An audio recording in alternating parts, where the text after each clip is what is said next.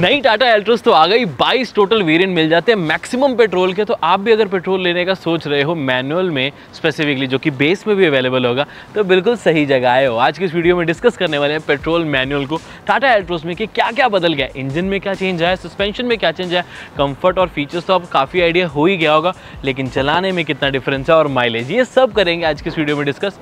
और ज़्यादा माइलेज कैसे ला सकते हैं वो भी बता दूंगा, कौन सा वेरिएंट आपके लिए बेस्ट है वो भी बता दूंगा। तो एंड तक देखना, आपका काम सारी इन्फॉर्मेशन देना, हमारा काम। Hello friends, welcome to the car guide, welcome to Bangalore. This is the Tata Altroz petrol manual.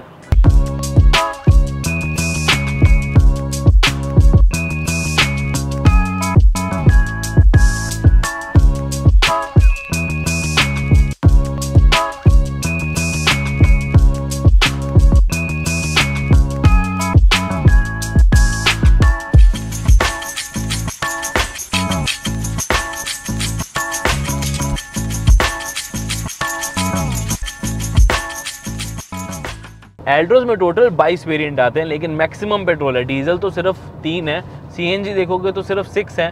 तो पेट्रोल के साथ आपको मैनुअल भी है, एएमटी भी है और डीसीए भी है। अभी हम चला रहे हैं मैनुअल ट्रांसमिशन, जो कि सबसे ज़्यादा बिकेगा for sure. Value for money variant सिर्फ बेस वेरिएंट्स है। स्मार्ट है, प्योर बहुत अच्छा वैल्यू फॉर मनी वेरिएंट है। हाँ, फीचर्स ज़्यादा पूरे चाहिए तो टॉप के लिए आप जाओगे, मुझे पता है, जो कि जा भी सकते हो, बिकॉज इस सेगमेंट की सबसे प्रीमियम गाड़ी हो जाती है with maximum features on offer. But बात करते हैं पेट्रोल की। अब पेट्रोल के ऊपर स्पेसिफिक वीडियो बनाने का रीज़न ये था क्योंकि मैक्सिमम लोग इस पर्टिकुलर वेरिएंट को या इस कॉम्बिनेशन को यूज़ करेंगे, पेट्रोल विद 5 स्पीड मैनुअल। तो इसकी अच्छी चीज़ें बुरी चीज़ें सब बतानी बहुत ज़रूरी हो जाती है। सबसे पहले परफॉर्मेंस। 1.2 लीटर का 3 cylinder engine, 88 PS, 200 newton metre stock, नहीं sorry 113 newton metre stock diesel में है दोस्तों। तो वो आपको थोड़ा सा फील भी होता है। जिस तरीके का डीजल में आपको पंच मिलता है वो आपको इसमें यानी कि पेट्रोल नेचुरल एस्पिरेटेड में नहीं मिलेगा। और जो ओवरटेक करना है तो वो भी थोड़ा सा डिलेड मिलेगा, but as compare to diesel. अगर आप वैसे पेट्रोल का कंपैरिजन कर रहे हैं with Baleno i20 natural aspirated engines में, तब आपको कोई कमी ऐसा महसूस नहीं होगी। Because I personally believe when you are paying so less, why are you expecting so much more. Obviously अगर आप टर्बो चार्ज इंजन चलाओगे, चाहे डीजल हो चाहे पेट्रोल हो, उसमें पावर एक्स्ट्रा मिलती है, उसके कंपैरेटिवली इसमें पावर कम है। बट जितना मैंने चलाया मुझे ऐसा कंप्लेंट वाली नहीं लगी कि यार पावर कम है, क्योंकि 88 PS भी सही है, 113 न्यूटन मीटर्स भी सही है, कंसिडरिंग ट्यूनिंग अच्छी होनी चाहिए। तो मुझे तो कोई प्रॉब्लम नहीं लगी। ओवरटेक करना ना, गियर डाउन करो और ओवरटेक कर लो कर लिया, क्या हुआ, कोई दिक्कत थोड़ी है। और इतना कॉन्फिडेंस तो मुझे है कि पहाड़ों में भी आप इसे फैमिली के साथ जब लेके जाओगे, शिमला मनाली या साउथ में भी कहीं जाना चाहते हो, तो कोई दिक्कत वाली बात नहीं है। लगेज भी होगा तो ज़्यादा से ज़्यादा यही होगा कि 1 गियर डाउन रखना पड़ेगा आपको, ठीक है। ये मैंने आपको मेजर चीज़ बता दी। जो कमी है वो भी तो बतानी है। कमी थोड़ी रिफाइनमेंट की है, NVH लेवल्स की है। नॉइस वाइब्रेशन हार्शनेस में किसी भी तरह की कोई इंप्रूवमेंट नहीं करी गई, उसके वजह से मैं थोड़ा सा डिसअपॉइंटेड हूँ। बिकॉज कहीं ना कहीं वी वर एक्सपेक्टिंग, क्योंकि इस इंजन को अब काफ़ी टाइम हो गया है, तो मैं एक्सपेक्ट कर रहा था कि थोड़ा बहुत इंप्रूवमेंट तो किया जा सकता था, बट नहीं किया गया। आवाज़ अभी भी आती है, वाइब्रेशंस अभी भी आपको कैबिन के अंदर फील होंगे, स्पेशली जब RPM ज़्यादा है या फिर 80-85 के स्पीड से आप ऊपर जा रहे हो, 90 के आसपास। हाँ, अगर 6th गियर होता तो शायद 100 किलोमीटर पर आवर की स्पीड पे भी मुझे बहुत ज़्यादा वाइब्रेशन फील्स ना होते, बट अभी तो होते हैं। तो 5th गियर ही है, 6 गियर नहीं है। अगेन पे भी तो फिर आप कम ही कर रहे हो, कोई बहुत ज़्यादा नहीं कर रहे, तो एक्सपेक्टेशन ज़्यादा रखना ना बनता नहीं है। ओवरऑल ट्रांसमिशन वो भी बात कर लेते हैं। क्लच लाइट है, गियर चेंज करने में कोई प्रॉब्लम नहीं आएगी, ईजिली कर पाओगे। शहर में हो, यू टर्न लेना चाहते हो, फटाफट गियर चेंज करने, स्पीड ब्रेकर आ गया, कोई दिक्कत नहीं। साथ में gear selector, easily gear shift करने फटाफट हो जाते हैं। गियर नॉब का डिज़ाइन बहुत अच्छा लगा मुझे, थोड़ा सा प्रीमियम लगता है, तो आपको एक फील गुड फैक्टर भी प्रोवाइड हो जाता है इस गाड़ी में। और डेड पैडल भी काफ़ी बड़ा दिया गया है। क्रूज़ कंट्रोल भी इस वाले वेरिएंट में जो हम चला रहे हैं, अकम्प्लिश्ड S वेरिएंट है ये, बिकॉज अगेन टॉप में तो मैनुअल नहीं आता ना, टॉप में सिर्फ और सिर्फ DC अवेलेबल है। तो अकम्प्लिश्ड S में 2-3 फीचर्स का और भी फ़र्क है, जैसे क्लस्टर छोटा हो जाता है, एयर प्योरीफायर नहीं, ऑडियो वर्क्स नहीं और कनेक्टेड फीचर्स नहीं है। और अगेन जैसे मैंने बताया अभी आपको कि 10.25 इंचज़ का डिजिटल क्लस्टर जिसमें मैप्स वगैरह वो नहीं आता, इसमें आती 7 इंचज़ की डिस्प्ले।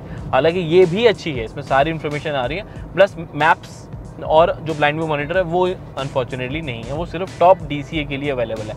बट क्या उसके लिए टॉप पे जाना बनता है? टॉप पे एक्चुअली जाना तब बनता है अगर आप इसी का अकम्प्लिश्ड S का ऑटोमेटिक वेरिएंट ले रहे हो।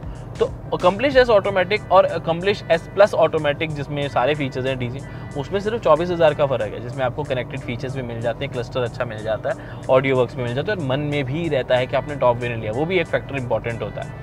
लेकिन अगर आप मैनुअल लेने का सोच रहे हो और सिर्फ उन फीचर्स के लिए आप सोच रहे हो कि यार चल ठीक है फिर मैं DCA ले लेता हूँ, चल ठीक है फिर मैं एक्स्ट्रा पे कर लेता हूँ, जो कि 1.25 लाख रुपये एक्स्ट्रा है, नहीं वो 1.5 लाख रुपये एक्स्ट्रा, सॉरी, वो मैं उतना सजेस्ट नहीं करता पर्सनली। मुझे लगता है कि नहीं, वो उतना वर्थ नहीं होगा, बिकॉज एक्चुअल क्या होता है कि DCA 1.5 लाख एक्स्ट्रा पड़ता है मैनुअल के कंपैरेटिवली, और जब आप 10 लाख की गाड़ी ले रहे हो तो उसके ऊपर 15% एक्स्ट्रा लगाना, just ex-showroom insurance, RTO, maintenance सब एक्स्ट्रा लगेगा, तो वो मुझे उतना वर्थ नहीं लगता। उसका रीज़न ये है कि जो 10 लाख वाला पर्सन है जो गाड़ी ले रहा है वो पहले ही थोड़ा मतलब मिडिल क्लास फैमिली बजट वाली गाड़ी देख रहा है, नहीं तो होगी मे बी वो SUV देखता। अब अगर आप टाटा कर्व में देखते हो तो सिर्फ 8% एक्स्ट्रा देके आप मैनुअल से ऑटोमेटिक में स्विच कर जाते हो, तो वो अमाउंट बहुत ज़्यादा बड़ी नहीं लगती। अमाउंट है 1.5 लाख ही, ठीक है, लेकिन परसेंटेज का फ़र्क होगा कि आप ओवरऑल एक मैनुअल पे कितना खर्च रहे थे, आप ऑटोमेटिक पे कितना खर्च रहे हो।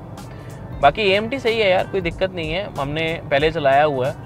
ऑब्वियसली वो DCA जितना स्मूथ एंड फास्ट नहीं है, बट आपके पैसे भी काफ़ी बचा देता है और मेंटेनेंस का भी काफ़ी फ़र्क पड़ता है।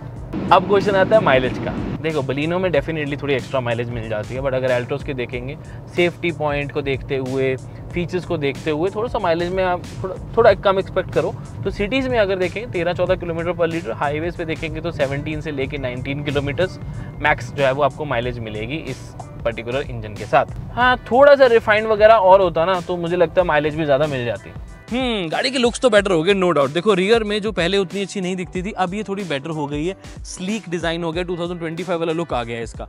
और ओवरऑल हमने पेट्रोल चला ली, CNG भी चला ली, अब देख सकते हैं। तो मेरा overall opinion on the petrol is pure low, smart low, दोनों बेस्ट वेरिएंट्स हैं। लेकिन अगर आपको फीचर्स ज़्यादा चाहिए तो अकम्प्लिश SCA वाला वेरिएंट जो है उसे आप परचेज कर सकते हो इन पेट्रोल। CNG तभी लेना अगर आपकी जेन्युइन रिक्वायरमेंट है। पेट्रोल मैनुअल लोगे सही रहोगे, AMT भी ले सकते हो अगर कोई नीज वगैरह में प्रॉब्लम है कि लेनी ही पड़ेगी ऑटोमेटिक, यार मैनुअल तो चल ही नहीं सकती, तो ले सकते हो। रही बात DCA की, तो वो मुझे थोड़ा सा ज़्यादा प्राइजी लगता है, to be very honest. Obviously वो AMT से काफ़ी अच्छा है, बट यार 10% एक्स्ट्रा देना, 15% एक्स्ट्रा देना of the cost of the car automatic transmission के लिए थोड़ा सा एक्सपेंसिव लगता है मुझे। आपको क्या लगता है नीचे कमेंट करके जो बता देना। बाकी ये रिव्यू कैसा लगा वो बता दें, इसकी डिटेल रिव्यू जो petrol, CNG, diesel, walk around variants कुछ अपलोड हो चुके हैं, कुछ होने वाले हैं, तो उसके लिए सब्सक्राइब जरूर कर लेना। मैं मिलता हूँ आपसे अगली वीडियो में। Until then drive safe, take care, love you guys, bye bye.